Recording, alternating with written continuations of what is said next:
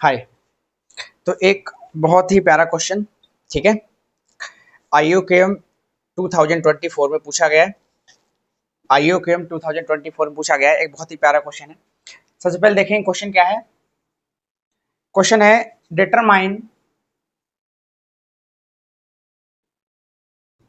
Determine the number of positive integral values,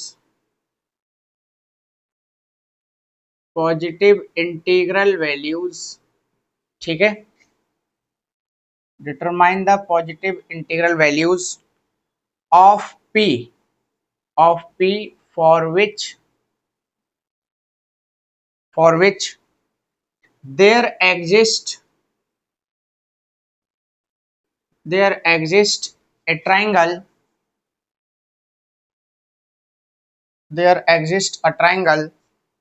with sides A, B and C, right, which satisfy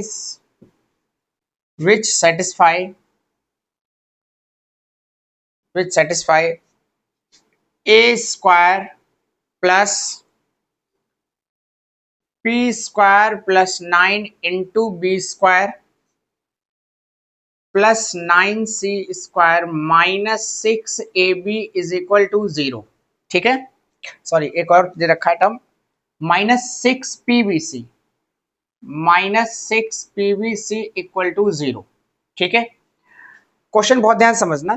question ये कह रहा है, देखो ये क्वेश्चन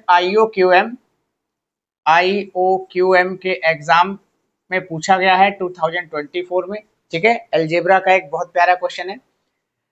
तो ये कह रहा है कि भाई P की ऐसी इंटीग्रल वैल्यू बतानी है। Integral value means integer value, positive integer, right, जिनके लिए जहां पर हम कहेंगे कि ABC जो है, there exist a triangle with side ABC, यानी ABC किसी ट्राइंगल की साइड है, ठीक है।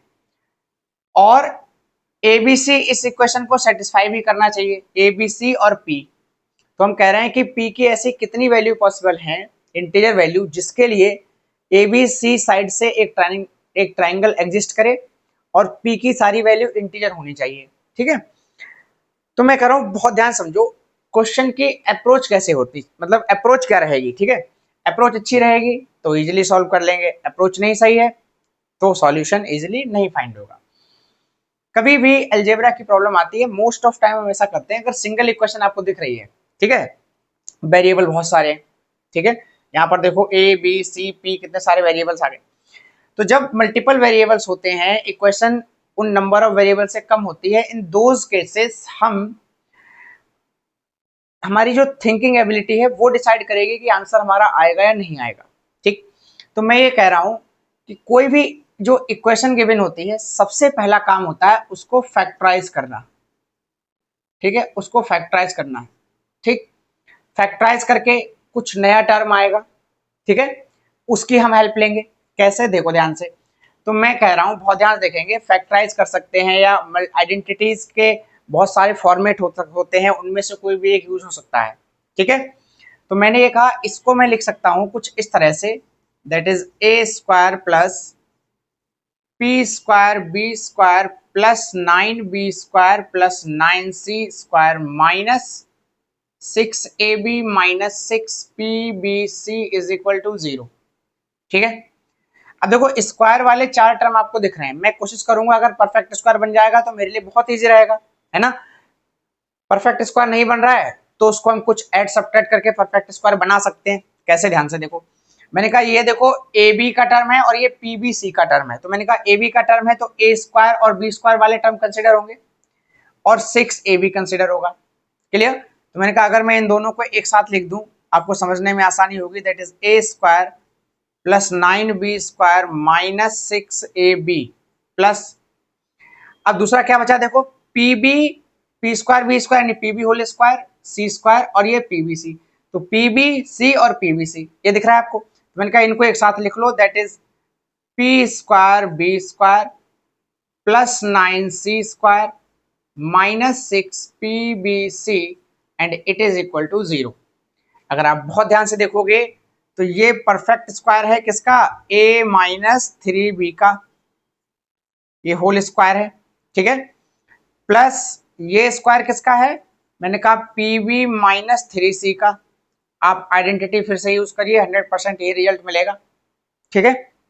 अब देखो, बहुत अच्छी चीज अलजेब्रा में पढ़ाई जाती है, समझाई जाती है कि भाई मैं ये कह रहा हूं कि एक नंबर ए स्क्वायर है, दूसरा नंबर अगर बी स्क्वायर है, इसका सम 0 आ रहा है। देखो ये दो स्क्वायर का सम 0 आ रहा है, तो मैंने कहा ये भी नंबर पॉजिटिव है और ये भी नंबर पॉजिटिव है, और पॉजिटिव पॉजिटिव का सम कभी भी 0 नहीं हो सकता, ठीक। तो अब क्या होगा कि इसमें केवल एक ही केस पॉसिबल हो सकता है कि भाई ये भी 0 हो और ये भी 0 हो। This is the only case when we will get the square of integers equal to sum of squares of integer equal to 0। तो मैंने कहा 0 का स्क्वायर प्लस 0 का स्क्वायर इक्वल टू 0 होगा, तो एक ही केस पॉसिबल होता है, ठीक है, इस तरह के केसेस में। तो मैं कहूंगा इसका मतलब ये हुआ कि ये वैल्यू भी 0 हो गई और ये वैल्यू भी 0 हो गई। तो आपने कहा अगर ये वैल्यू 0 हुई तो यहां से a इज इक्वल टू 3 भी आ गया, एंड अगर ये वैल्यू 0 हुई तो मैंने कहा यहां से pb is equal to 3c आ गया, सही है। अब देखो ध्यान समझना, आगे की बात मैं क्या बताना चाह रहा हूं। ये तो आ गया ab और pbc में रिलेशन। अब दूसरी जो इन्होंने कंडीशन दे रखी है कि भाई abc साइड से एक ट्राइंगल बनेगा ही बनेगा, abc साइड से एक ट्राइंगल बनेगा ही बनेगा। तो मैंने कहा देखो इस तरह से ट्राइंगल अगर आपने बनाया जिसकी 3 साइड हैं ए बी और सी, तो आपको बहुत अच्छे से पता है कि by using triangles inequality, by using triangles inequality, triangles inequality क्या होती है, ट्राइंगल्स इनइक्वालिटी होती है कि sum of any two sides is always greater than third side. Triangle की दो साइड का सम हमेशा तीसरी साइड से बड़ा होता है। तो मैं कह रहा हूं अगर मैं इस प्रॉपर्टी का यूज करूंगा, इस इनइक्वालिटी का यूज करूंगा, ध्यान से देखेंगे, ठीक है। तो आप ये कहोगे दो रिजल्ट तो मेरे पास आ ही गए हैं, ठीक। अब इस इनइक्वालिटी की हेल्प से मेरा आंसर कैसे आएगा वो मुझे और देखना है। तो मैंने कहा एक तो ये रिजल्ट मैंने निकाला हुआ है और दूसरा मैंने ये रिजल्ट निकाला हुआ है, ठीक। ट्राइंगल्स इनइक्वालिटी ये कहती है कि दो साइड का सम, तो मैंने कहा फर्स्ट केस सॉल्व कर रहा हूं मैं, when a plus B is greater than c, ठीक। अभी सेकंड केस भी करूंगा, ऐसे थर्ड केस भी करूंगा, राइट। तो मैंने कहा a प्लस बी, तो देखो यहां b और c है, तो मैं क्या कर सकता हूं, c को b के टर्म्स में लिख लूंगा, राइट, और a को b के टर्म में लिख लूंगा, b तो ऑलरेडी भी है ही। तो देखो ये हो गया, a मैंने लिखा 3b प्लस, ये तो b चल ही रहा है, ठीक। ग्रेटर देन, सभी को सेम वेरिएबल में कन्वर्ट कर लो, उससे क्या होगा वो वेरिएबल हट जाएगा। तो मैंने कहा 3b प्लस बी, और c को लिख सकते हैं pb अपॉन 3, ये हो गया pb अपॉन 3, ठीक। तो देखो आप अगर यहां से ये लिखोगे तो ये हो गया 4b greater than pb upon 3, ये b से भी कैंसिल हो गया, तो ये बचा 12 ग्रेटर देन p, और we can say p is less than 12। बात देखिए, ये तो आ गई पहली इनइक्वालिटी, ठीक है, ये पहली इनइक्वालिटी आ गई। अब देखो सेकंड केस, मैंने कहा सेकंड, पहला मैंने कंसीडर किया a plus B greater than C, दो साइड का सम तीसरी से ग्रेटर होता है। अब मैंने कहा कि अब दूसरे पेयर खोलो, तो मैंने कहा b plus C will be greater than a, b plus C से बड़ा होगा, तो b तो b रहेगा, देखो सभी को b में कन्वर्ट कर लो। c क्या था, c था pb अपॉन 3, तो मैंने कहा pb upon 3 is greater than a क्या है 3b, तो आपने कहा यहां से b कॉमन लेंगे तो बचेगा 1 plus p upon 3 into B greater then 3b, मैंने कहा b से b कैंसिल हो गया, तो ये हो गया p अपॉन 3 ग्रेटर देन 6, ठीक है, 3 1 2 हो गया, ग्रेटर देन 2, 1 इधर माइनस होगा, तो ये हो गया p ग्रेटर देन 6। तो दूसरी इनइक्वालिटी ये आ गई, p ग्रेटर देन 6, पहली a I p less than 6, दूसरा है p ग्रेटर देन 6। अब कुछ बच्चे कहेंगे सर यहीं से पता चल गया हमें 6 से बड़ा है 12 छोटा है, लेकिन तीसरा भी सॉल्व करना पड़ेगा, क्योंकि हो सकता है, भी देखो क्यों बता रहा हूँ तीसरा सॉल्व करना पड़ेगा, ध्यान से देखो, तीनों ही सॉल्व करने हैं। तो मैंने कहा ए बी हो गया, BC हो गया, अब AC देखो, तो मैंने कहा a plus C greater than b, clear.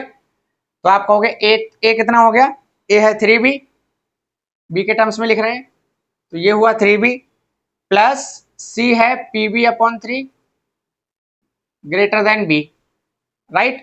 तो मैंने कहा यहां से बी कॉमन लेंगे, तो 3 plus p/3 into B greater than B, तो बी से बी कैंसिल हुआ, ठीक है, तो यहां बचा 1, तो ये आ गया 3 plus p/3 greater than 1 implies that p/3 greater than -2 implies that p greater than -6। ये तीसरी इनइक्वालिटी आ गई।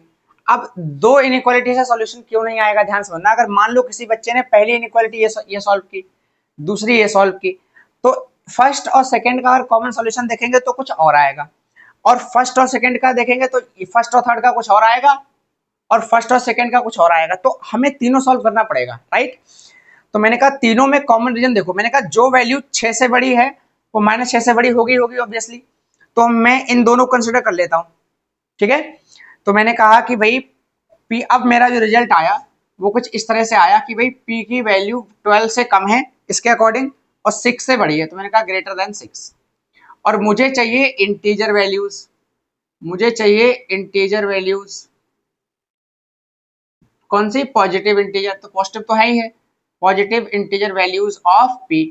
तो मैं कहूंगा 6 के बाद देखो 7 आएगा, 8 आएगा, 9 आएगा, 10 आएगा, 11 आएगा, इतनी इंटीजर वैल्यू पॉसिबल है, क्लियर। तो मुझसे ये पूछा था कि भाई ABC की ऐसी कितनी number of positive integer value possible हैं जिसके लिए एक ट्रायंगल एग्जिस्ट करेगा जिसकी साइड ABC होंगी और वो इस इक्वेशन को सेटिस्फाई करेंगी। तो मैंने कहा केवल 5 वैल्यूज ही पॉसिबल हैं, ये 5 वैल्यूज ही पॉसिबल हैं, ठीक है। तो बहुत ही अच्छा क्वेश्चन था, सॉल्यूशन उससे भी ज्यादा प्यारा है, ठीक। अच्छे से समझ लीजिए, कहीं कोई डाउट रहता है कमेंट कर दीजिए, मैं फिर एक्सप्लेन कर दूंगा, ठीक है। बाकी मैं इस तरह की और बहुत सारी प्रॉब्लम्स 1 बाय 1 सॉल्व कराऊंगा, ठीक है। तो अभी के लिए एक प्रॉब्लम, ठीक है, इसको समझ लो। Thank you so much, right.